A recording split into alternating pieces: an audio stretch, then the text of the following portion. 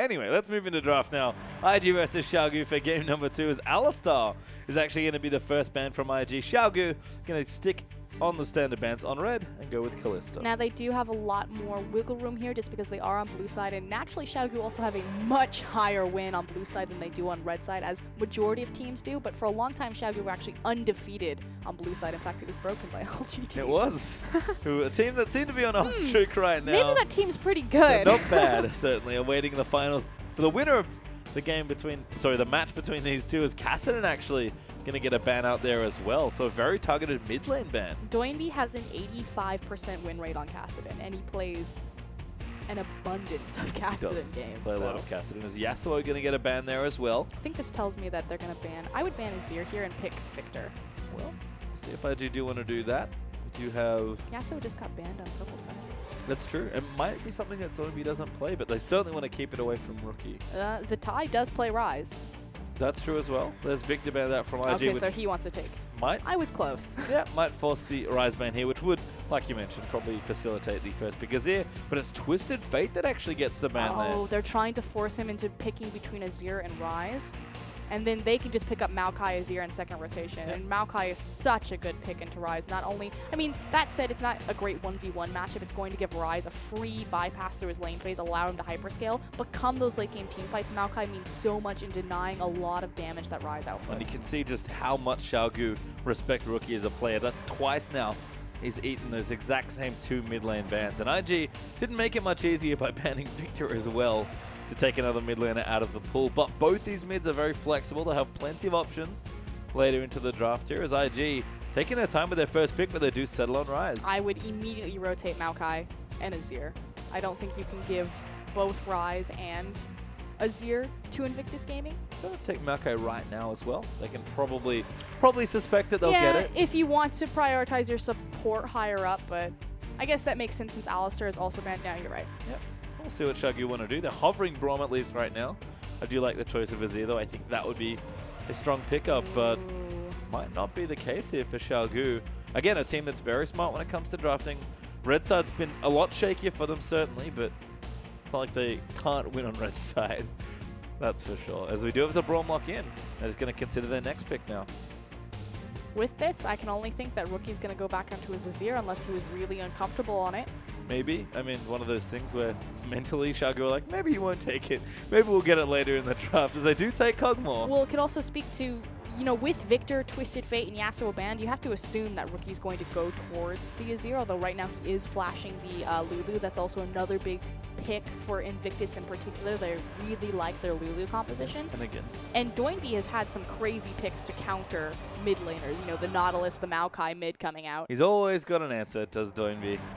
As IG getting aggressive with these hovers at least, but they do have a Ryze. They don't have to worry too much about the late game, but just need to look and think, how do we get Zatai into the best position to carry? Lulu makes a lot of sense just because she's going to offer speed to Ryze and allow him to gap close and get on top of people so he can hit them with that 600 range snare.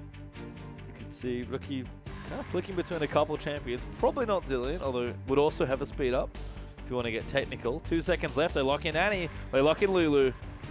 Ryze online. Okay. This makes sense. Again, Lulu is there for the Ryze. Works really well in speeding him up. Yeah, and whatever 80 carry they get, they also couldn't give it over to Xiaogu because of the Kog'Maw. Seeing a lot of that too being split up constantly by different teams. And Xiaogu now going to consider their 3rd and 4th pick. Maokai would be a shocker if they didn't pick it up. I'm shocked that they're hovering Maokai. Well, it's probably going to be V's champion. Like you mentioned, matchup can get a bit shaky. I'm just curious what Doinby's going to grab. Will he take the Azir and create space for his Kog'Maw into that Lulu matchup? The thing about Lulu is she's one of the few champions that can actually outrange Azir if she uses her shield, places it on a back caster creep, and then shoots her glitter lance from there. Or if he's maybe going to have something up his sleeve and pull something special. Never counter Doinby. That's certainly true I want here. the Nautilus mid. I want the Maokai Nautilus I don't know team. if the Nautilus is good against the Lulu strictly. Might be okay against the Ryze, but we're going to leave the mid lane till last year as Maokai is locked in, and Nidalee once more for Swift. We heard Rossi say it in the war room. banned in Italy, but it was not banned. In fact, it's picked quite late here for Xiaogu. Kakao will get to prioritize his matchup into the Nidalee, however, and I really like this with Rek'Sai. So the power of Rek'Sai is obviously when she's in her burrowed form, has the Tremor Sense. She can see Swift coming and setting up. Likewise, it'll also empower Invictus Gaming to check into Fog of War on top of objectives, so hopefully they won't get picked off as often. Yep, have to definitely keep Swift and the rest of Xiaogu out of their jungle this time. See how well Kakao can do here, as certainly was a pain in the side last time around. But IG trying to complete this team comp. They can't take Kog'Maw. I've seen some teams go to Jinx as almost like Kog'Maw #2 in some ways. It's not nearly as good, doesn't do quite the same things, but has similar sort of properties at least. You know, you and I were talking about the differences and the similarities between Jinx and Kog'Maw. Now the thing is that Kog'Maw will have an initial power spike off the Trinity Force, and he technically is the hyperscaling. Oh, I guess they're both hyperscaling. Yep. But Jinx is the most efficient AD carry with the Trinity Force, just because she gets AoE crit damage off of her rockets. No other champion. I think Tristana is probably the second most effective with the Trinity Force, but she's now itemizing Blade of the Rune King more often than not. Infinity Edge? What did I say? Trinity Force. Oh yeah, Infinity Edge. Yeah, it's yep, the AoE I know what crit. you meant. I know what you meant. I'm just thinking the big yellow sword. No, it's the Infinity Edge for Jinx because she can get the AoE crit off of her rockets. Jinx and Rek'Sai. Much like Trinity Force is efficient for Kog'Maw, as there is the Azir last pick for Doinby. I was looking at Kid and I was like, it must be a Trinity Force user. No, yeah, not this time. It's twice in a row now, actually, that he's played Auto Attack Reliant champions. And TNT is going to go back to Kog'Maw. Why not? A champion that seems like a lot of these carries don't want to give away. Doinby on the Azir, though. Not that he can't play it, but I was hoping for something a little bit special. Not today. Not today. Just a pick that makes sense here. Good with the rest of your team. Helps protect TNT. Creating space. You got Maokai to create space in front of you. You have the Emperor Survive for disengage. Braum will provide disengage as well as hard engage should you need it alongside that Twisted Advance. And more importantly, you have a secondary carry in Swift's hands. Yep. So it's all good here for Xiaogu as they line up another nice team comp for themselves. But IG, no slouches on the scaling end. Going to have Rookie enable a lot of the strength out of Ryze and Jinx in particular. And a bit more aggression there as well, especially coming out of Kitties. So something a bit different here for IG. Something very similar, to be perfectly honest, for Xiaogu. We'll go through our lineups now. Starting in the top lane, to Ty's Ryze versus V's Maokai. The thing that I really like about IG's composition, though, is that, yes, they're waiting for the late game Jinx and Ryze to come online, but Jinx is so good at sieging towers when she has 5 points in her queue that they have some options if they don't want a team fight before that power spike. There's Kakao versus Swift again. Rek'Sai versus Nidalee this time, but Swift still on that Nid as Rookie gives up the Azir pick to take Lulu. A bit more of a team-oriented pick there, but should be just fine in the 1v1. And last but not least, bottom lane, lots of late game long-range carries. Jinx versus Kog'Maw to kick things off. And joining them down there will be your supports, Kitties versus TCT, and it's going to be, I believe, Annie. Who was the other one? Braum. Yep. Good stuff there. I like the engaged option here from Kitties. Not going to go for those disengaged options. Not so good into Braum, unfortunately. And Braum being such a popular support means that they've kind of dropped off a little. Poor John and Nami. Nami especially. I still think John is incredibly powerful. Yeah, well, not this game at least. Not going to see her, as we are going to get onto the Rift for game number 2.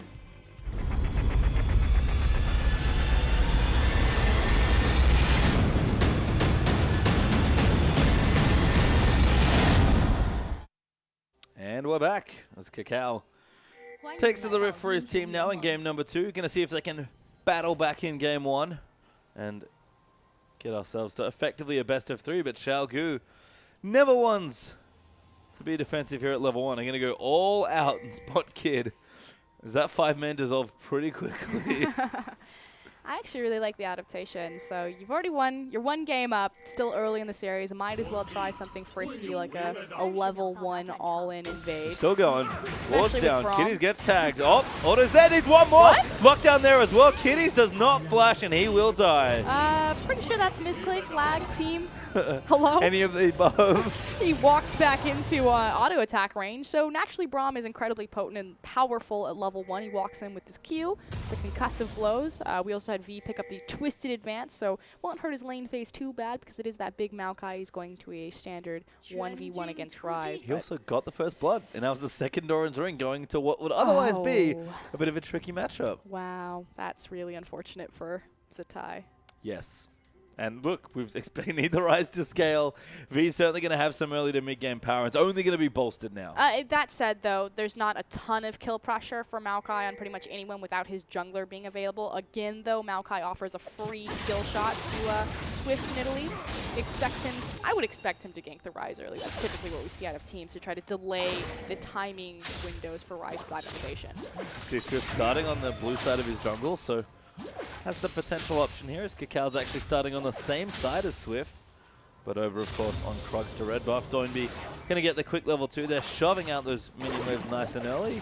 And again, Azir will be good nice and early on, but Rookie probably not going to fall too far behind. I mean, the big difference this game is Cacao switching up his jungle pool, looking for that Rek'Sai, and Elise has actually been open. Well, she was banned in the first game, but I think she was left open this time around, not going in that direction. But Rek'Sai jungles so much quicker than a lot of other junglers, so not as susceptible as maybe his Gragas would have been. Maybe.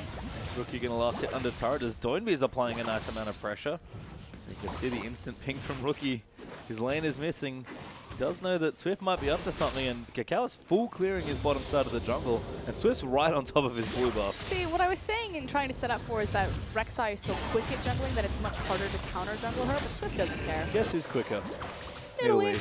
Absolutely Nidalee. As Swift flies through his jungle and takes out Cacao's blue. And Cacao's going to get, like, well and truly 3-buffed at this point. In fact, Swift, taking the Scuttle Crab, might have been ganked before going to his red. The power of standard lanes. When you have to consider IG for a lane swap to hide Cacao and protect him, that just speaks to the power and the reputation that Swift has made for himself in the LPL. Again, such an aggressive player. Does look top lane, but isn't going to find it. Instead, Doinby is going to keep farming up and back down the bottom side. Good block there from TCT. The fight for red buff. I don't think Cacao's going to win this one. Doinby's pushing out his lane as well. Cacao knows it. He's going to run away, but he's not happy about it. No, and you're absolutely right. The big thing there was the fact that Doinby had control of the mid lane. So Azir would get there first before Lulu, which forces Cacao back to his own jungle. Instead, he'll be forced back to his Gromp. He'll take what he can here, of course, but Xiaogu, upper buff here is just going to finish his clear. Upper kill, of course, in the top lane, and even up in CS in a few of their lanes here. So things going well early on, as Rookie's actually going for quite an early back. The thing that's actually more surprising to me is that Kid and Kitties are so far pushed in. I feel like it's some, what's the word I'm going to use? Post-PTSD from getting ganked so early. Jinx and Annie should have full control of this lane. You have a ranged champion versus a melee champion. Yes, Kitties didn't have his flash initially because he was the initial first blood, but Jinx has the AoE on the rockets. You have the Annie range. Braum levels 2 through 5 is actually fairly weak towards your lane phase, but I think that they're so terrified of Swift that they're just holding this lane back, waiting for Annie to get her flash back up, which she has it now, but he's not pushing at all. No. And look, TNT's going to hang out, get his CS where they can, as Rookie does return with a bunch of consumables and a second Doran's ring. And Doinby's gone back as well. He'll match the timing and get himself a chalice. So pretty standard stuff here as far as itemization goes, but Swift is already back with the same buy as last game. Quick Trailblazer and then Amplifying Tome. Looking for that ring glaive and also slipping in. No, never mind. Changing his mind. Guess it was right for Kid and Kitties to be scared. I'm looking at that like, why are Jinx and Annie so far into their own tower? I know that she doesn't have flash, but oh right, they're against Swift. Yeah. They're probably terrified. And that's a big testament to, again, how Swift likes to play League and how much presence he has as a jungler. We do see Rookie. Nice little geometry there. But yeah, that's what we were talking about. You know, she places the E onto a back caster creep and then just tags Azir with the Glitter Lance and stays at a Sand Soldier range. So good job, Rookie. Seems to be one of the common weaknesses. Thanks for demonstrating that for of Azir is poke-style champions. Lulu can fulfill a bit of that, but Swift is again aggressively moving down. Rookie barely misses getting tagged by a spear, but Doinby is more than happy to get the damage in. And more importantly, he loses his pink ward. That's a devastating thing to happen. Again, Swift is one of those players where you place those relatively shallow pink wards like far forward towards the river to get that vision. Swift will be constantly hopping in there checking. He is really good at just keeping tabs on what you're doing. Cacao, he's trying to keep away. He's going to take his jungle while Swift is on the other side. Doing a much better job keeping up and farm with Swift and kind of avoiding him, but you're absolutely correct. Nidalee, especially Swift, is unlocked just because Doinby this time around, you know, they knew that the Azir-Lulu matchups were going to come up. By giving him Azir, though, he has full control over the initial part of his lane phase, constantly keeping Rookie shoved in. Not going to get it. Oh, Cacao's actually tagged. Swift's going to get the kill. probably wish the Krog had taken it instead. Wow. That was hilarious. That's really unfortunate, though. Cacao. Yep, gives up secondary blood. That's going to be an easy sheen for Swift should he choose to back. But more importantly, this is going to time right on the second rotation of buffs. What are the chances that as soon as you kill the Krug? Well, he saw the trap go down, so you knew as soon as the Krug went down and he sees the trap, he's like, there's an Italy there. Well, Swift managed to get the kill. Oh, Just wanted the buff. More than happy to get Cacao instead. And now he's going to continue taking that jungle. They can't dive. It's too low. It's too low and to be crazy. Don't you tell Swift that. He's crazy. He's not that crazy. We'll see. We'll see. As he is going to go back at least now. And get himself the Sheen. Possibly the Ringglaive. Nope, he tricked me. Actually staying out in the jungle. I think he just saw the camp wolf spawn. camp. There we go. Good timing actually from Swift. Must be keeping track of those. I would too if I was playing Italy at this level. And now Swift's going to go back with the extra bit of gold they so gleefully took away from Cacao. And he immediately pings out Cacao. They know exactly where he is. Can't stop it, unfortunately, but Rookie's going to back away. That'll give Doinby a bit more space as the Chalice of Harmony's out for Rookie now as well. The Runeglaive also completed for Swift. Means that Xiaogu, 8 minutes in, have plenty of power once again coming from their jungler. Should also point out the Zatai on this rise. It is 8 minutes in. He has not made a single back, which means he doesn't have the tier. And it is so crucial to get that tier around the 5-minute, 6-minute window to allow it enough time to stack up. So this is a massive delay in Rise's power spike. I'll just tell you as well, but maybe farming up for 2 different components. We'll find out soon as Zatai might be motioning back towards the shop as Kitty's in the bottom lane. Eats a Q there out from TCT, but bottom lane's been fairly quiet. Just a lot of farming as Rookie can get his first blue buff in a while here. How early he has to rotate over to the blue buff just to help Cacao secure it. And now pings on to Dragon for Xiaogu. They know the blue buff's been taken. They've got plenty of control. Good damage as well between these two and a really smart bit of timing. GG. Yeah, and it's just recognizing that Rookie left from lane to go pick up the blue buff so they know that Cacao and Lulu are both on the top side of the map. And it just opens up the numbers advantage to take this Dragon for one. Smartness as well, I think, from Swift. So definitely had the timing down pat there as Dragon number 1 will go to Xiaogu. And they'll again start a game with a lead. 1,000 gold up as a sweep comes down. This is quite the gank they're lining up.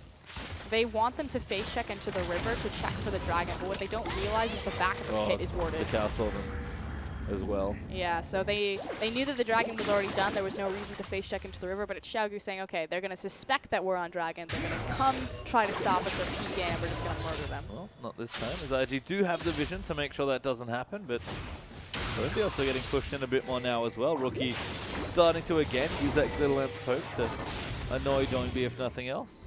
But a lot of farming other than that across all these lanes. As we do have the first pack from Kid. It's a BF sword and an early Avarice blade here.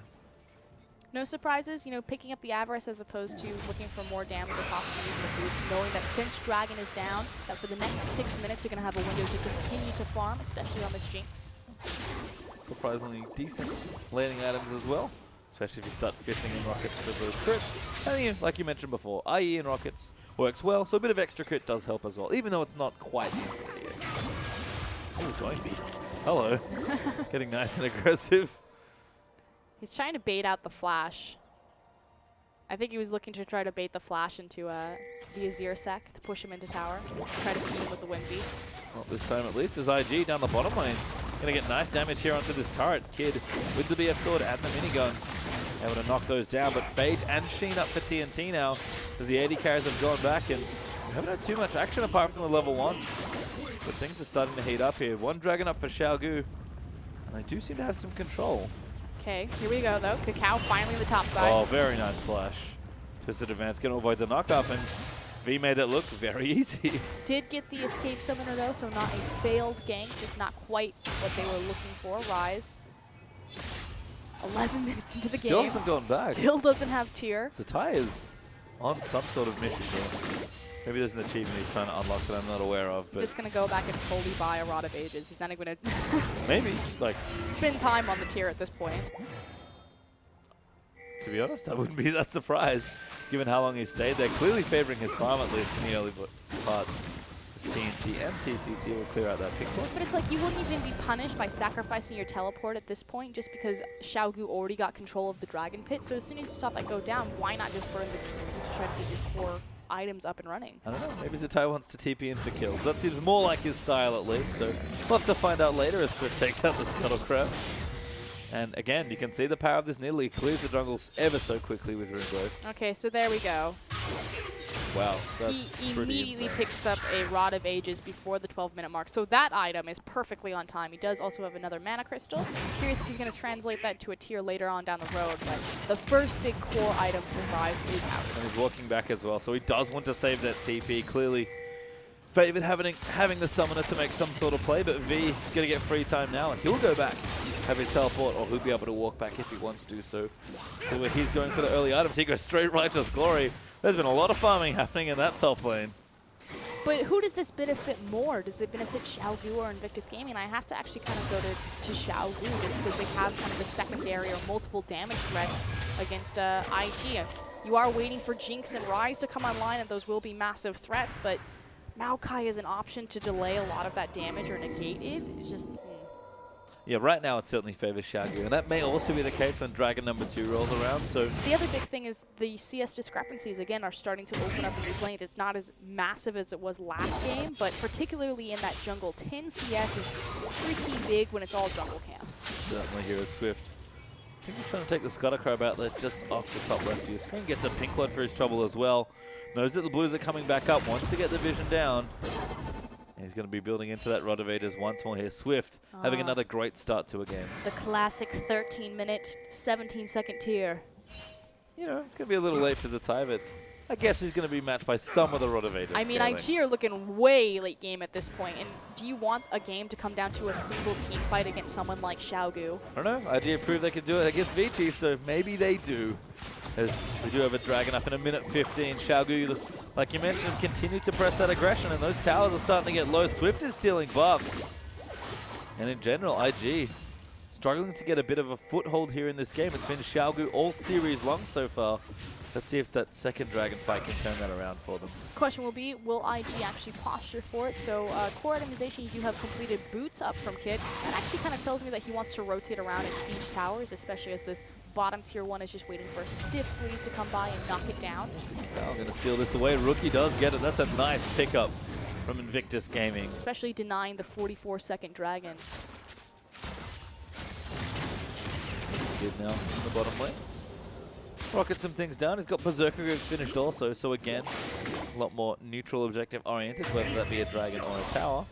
And TNT might be close-ish to that Trinity Force as well. Doesn't have time to go back right now. Xiaogu in general haven't quite spent the next round of money as TCT does get stunned out there by Annie. The Chomper's down as well, but he'll pop up the Unbreakable. Kid will get tagged, and IG will back away. Lucky for them, because Kakao are in the back of the lane, so Xiaogu, should they choose to come in on this, it would be an easy pick for IG, which they could then translate to the Dragon. But again, the big thing is that Lulu has the blue buff, and Doinky does not have the mana regen necessary for this upcoming fight. Oh, now top lane, they're going to go in for Zatai. Xiaogu going to dive straight in there. V's going to take the tower up. Zatai has absolutely no hope as Swift gets himself the kill. Good tower aggro. That said, will IG pull the trigger on this Dragon since multiple resources of Xiaogu are in the top lane? Xiaogu's going to clear the pink ward away. They'll get the tower instead. They'll run away to that Dragon. So IG going to get themselves a nice influx of gold. And Doinby can't move down. Swift is too far away, and V has a teleport. But I don't know if they fancy themselves a 4v5 this time. Okay, so Invictus Gaming will take 2 objectives off of this. The tower traded for the top one, but as well as the Dragon. So still going to go in favor there. They did manage to kill the Rise, but it didn't really put him behind or down because he had that 12-minute Rod of Ages. Yeah, just sort of opened up space at least and got them a tower. So see what Xiaogu can do with the rest of the outer towers here. It's only 1 apiece. And equal on Dragons as well. So very early days for both these teams. And again, it's a bit more passive here, but the teams are just farming up. It's a lot to do with, for me, these mid laners. Doinby is just farming up as much as he can. Hasn't even gone back to get his next major item. It's probably some sort of need to see large rod base. Yeah, and it's where the initial power spikes are for both these teams. You know, with carries like Kog'Maw, Jinx, and Rise, you don't mind waiting for that late game power spike, likewise Azir. But for Swift, you know, he needs to find the snowball on this Nidalee. He does have a sizable, well, it was a sizable farm lead as it glanced back down to it. It's 73 to 78, so still not quite where he wants to be for Nidalee. See if he's going to be as massive a carry threat, especially as IG are just posturing better around the map and taking 3 objectives. You have to be careful here, but IG Plenty of people around. Kitties eats a spear. Let's see what Xiaogu wants to be doing with their team comp, but they'll defend that turret. The Trinity Force is up for TNT. Doinby has himself the makings of his next major item as well, including that needlessly large rod. And I think we're going to have Xiaogu rotate and try and take some more towers. Yeah, and Doinby not going the Nashers build, instead looking for the Athene, so picking up a lot of MR since he's looking across from an Annie, Lulu, and Ryze. So the big acceptable choices. Kitties gets tagged, and that spear plus the ulti is enough to kill him. My god, that was a lot of poke damage. Just the reach. And this is the power of Nidalee. Anytime she's pushing on you with the siege, and this is a siege comp, it does create a lot of space to protect this Kog'Maw and be a good 5v5, but Azir, Nidalee, and Kog'Maw are so good at shredding down towers. Certainly are, and that's where Xiaogu going to look to get more of their lead in this game as Kakao has to tunnel out of his own jungle. V is pushing in the top lane as well, and Xiaogu up a turret, looking to even press in onto the tier 2 mid as well. At this point, IG just need a hard engage factor. They need the Annie to step forward and pull the trigger, or they're going to lose more towers. Well, Kitties got killed last time he tried it. He's far too far back now to try that as well.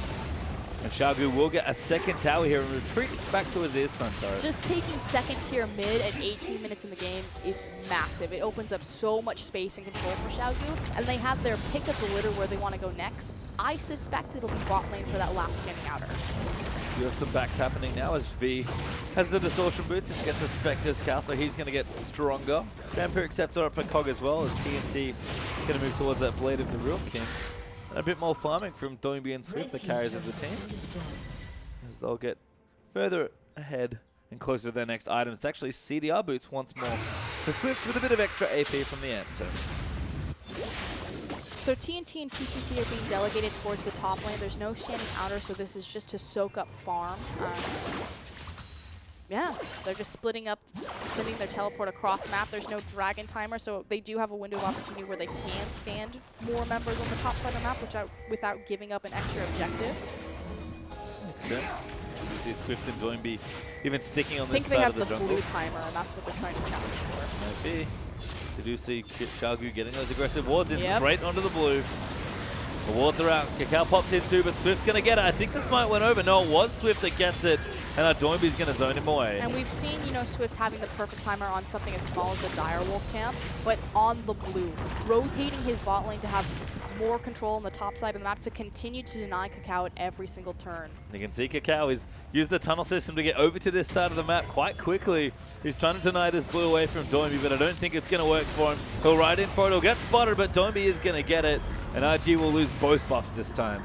The fact that Nidalee is outmaneuvering Rek'Sai, having that neural network of tunnels is, I mean, it's expected, but why didn't you ban Nidalee? Are you going to take it away? Are you going to continue to allow Swift to run Kakao around the jungle? And it's not like Kakao is just a nobody. He's a, I'm not going to say world-class jungler since he hasn't performed at the world stage, but definitely a power pick. An excellent jungler to be sure, as V finds the tie with a teleport. They're going to go all in for this Ryze. TNT's going to pop the Bio Arcane Barrage. Rookie's there with the ultimate, but it's not nearly enough as the ult's going to tag Lulu now. Kitties trying to fend them off with a stun. He's going to look for the bed, does find it under TCT, but V's going to dive his way back in. There's another kill going to be coming down, and Swift can now just try and poke people off this turret.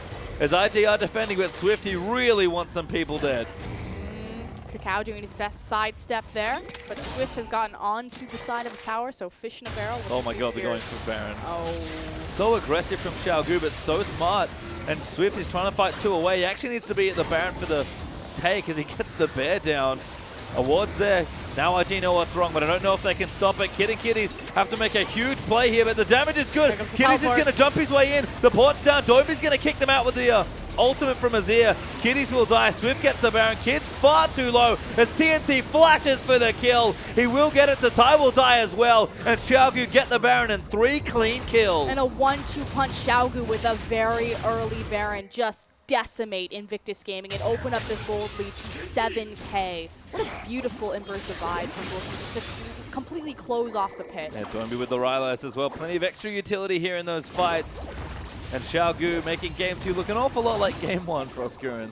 Yeah, a little bit slower pace. It didn't quite snowball as effectively, but again, we talked about this. There's no problem for them to wait and elongate the lane phase, look towards that late game. They have Azir, they have Kog'Maw. They can meet Ryze and Jinx at 40 minutes. And do you want to be looking down Xiaogu if this game comes to a single team fight? Well, right now, Xiaogu have plenty of momentum and quite a lead in this game, so they don't have to worry about that for a little while longer. IG do have to worry that this game has gotten out of control already now. At almost 8,000 gold ahead. IG are going to try and contest with this dragon, but I don't know if that's the right idea.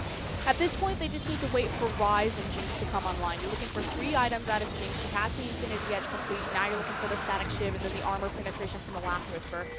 And for the time-based power spikes for Rise, we had a very delayed tier, but a very early Rod of Ages.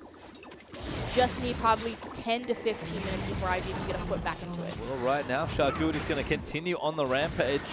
They go up 8,500 gold now, and they're not stopping. They've got Baron buff up for just under 50% of its duration. And like you mentioned already, especially when ahead, their siege is really good. Constantly, you're just going to see Swift postured off to the side, throwing out those spears from Fog and War, so they're harder to see, harder to dodge. Tyre's pushing, by the way, and he doesn't have his teleport.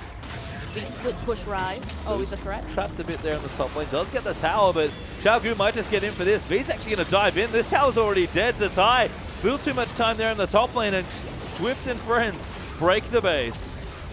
He may end up trading a first-tier outer for the inhibitor. That said, IG trying to hold them here. Bear down there for Kitties. Doinby going to ride in onto Cacao. Looking for something here as Rookie's taking a massive amount of damage. Swift will dive back in. He'll get the kill. The knock-ups are there, but the damage from Doinby is far too much. And they're just cleaning house as a tie. The only member of IG left alive will fall down as Xiaogu get themselves an ace. And they have a massive minion wave. 2 cannon creeps as well as the Kog'Maw behind them. IG may have just traded 2 members of Xiaogu for the game. They may just have, but the first Nexus turret will fall. The second does not look particularly healthy as Doinby surfs out of the way. Cacao is up in 10 seconds. Xiaogu may have enough to get this Nexus. They will. And in under 24 minutes, Xiaogu are going to go up in game 2 and 2-0 in the series. And it started out fairly stalled, a little bit slower pace, but immediately Xiaogu just explode. Once they have the edge, they recognize that and they force you to teamfight them. Getting that pick, transitioning it into a 21-minute Baron, and then swiftly ending the game. The game ended 2.5 minutes after that Baron was taken, if it was at 21 minutes. That is absurd. It was like 20 minutes, 30 seconds. Well, still fine. Fine. 3 minutes after, which is still very impressive. Pretty much used the whole duration of the Baron, and the game ended within the buff here. Really impressive stuff from Xiaogu. We mentioned Italy in game number 1. Might not have seemed like as much of a problem until maybe 15 minutes in, but it became one very quickly. It's just the I honestly think that the biggest thing is the standard lane phase. You can't allow Swift just to run the map, to set the pace of it, especially against someone like Cacao, OG and title holder. He's a fantastic jungler, but for whatever reason, Swift is just working him around this map. It's that nitpick especially, and everything is going according to plan here for Xiaogu. Bottom lane's doing fine, getting their kills where they need them. Doinby's just farming up on Azir in this game. Victor in the last one. You know, V's in the top lane, having a fun time, getting a bit of help where he needs it for the Rise matchup, and getting strong as Maokai. And then there's Swift, who's just wrecking faces all day long. And that was honestly objective control more than anything else. He wasn't even ganking that time. Not nearly as much as the last game. No, completely agree. Got the early, they got the early dragon. They traded second one because they decided to gank the Rise top lane. Zatai, you know, he switched it up. He got into a carry-oriented jungler, picking up that Rise pick. You know that he wants to win his lane, that he wants to be that active carry, but IG, they just look passive in every single lane, and they're just passively losing. And their CS discrepancies and their team fighting, they need to change it up. Otherwise, it's going to be a clean 3-0. It certainly is here. Xiaogu looking nice and aggressive here. This is the way they like to play. Again, it's been all by the book for them, but IG found themselves in this spot last time. But let's get a little bit more on that game once again from Seda and Rusty. Thanks, Paster Time and Frostgear. And another great set from Xiaogu in game number 2. These guys are playing so well. For newcomers to the LPL, they're one game away from being in the grand finals of their first split. Yeah, they look like a well-oiled unit, honestly. They just came into this so prepared. They've shown up at this best of 5 series. 2-0 up already. And seriously, every individual member has performed from Xiaogu. There is a standout, though. Yeah, there certainly is, and I think we all know who that is. It's that guy in the jungle, Swift. Yeah, it's the one that Frostgurn thought was deserving of MVP. We thought the Nidalee ban was going to happen as well, but it didn't. He 3-buffed again. This Nidalee is a force to be reckoned with. An absolute force of nature. We've actually got a replay of a fight that happened at the Baron, and at this point, it was a generally slow-paced game, but Xiaogu really taking the initiative with this. Yeah, so before this fight actually happened, keep in mind we are 20 minutes in by this stage. There was already a big advantage accrued for this side. They've made a pick, and now they're going to go for the Baron. So roll this one through and keep special mind of the carries of Xiaogu. But when I say that, I actually mean Swift for the most part. He's the one focusing on that Baron, making sure that it goes down. Secures that one, whilst the Emperor's Divide is a zoning tool. TNT just goes ham up the top side. He can just chill up there. The rest of Xiaogu just capitalize off the rest of Invictus. And they were over-aggressive to get into the Baron pit to steal that. But honestly, the decision to do Baron at all was a masterstroke. Yeah, it absolutely shows how Xiaogu is playing right now at the top of their game. And Invictus Gaming, it seems like they're falling a little bit behind with this set. They just can't quite keep up with Swift. I think Frostgaren said it the best when they stole away the blue buff and then Nidalee made it all the way to the other side of the map faster than Rek'Sai, who had a tunnel network. Yeah, so they stole the blue. They stole everything that they possibly could, Xiaogu. And again, it does feel like Invictus Gaming are floundering a bit. They haven't really found their stride in this best of 5 series. They looked great after they were 0-2 down yesterday, to be fair. There's always going to be the idea of that comeback available. Vici Dream's still alive. But right now, it's just all Xiaogu. Yeah, so we do have another replay of the last team fight. At this point, you can see it's a 9,000 gold difference between the two, and Xiaogu are nigh unstoppable. Exactly. We'll just roll this one out. It's a fairly prolonged trade where Xiaogu, they actually get engaged on. It's a desperation attempt, though, from Kakao. The Rylai's from Doinb is just putting in overtime. Swift is hyper-aggressive. He goes down fairly quickly.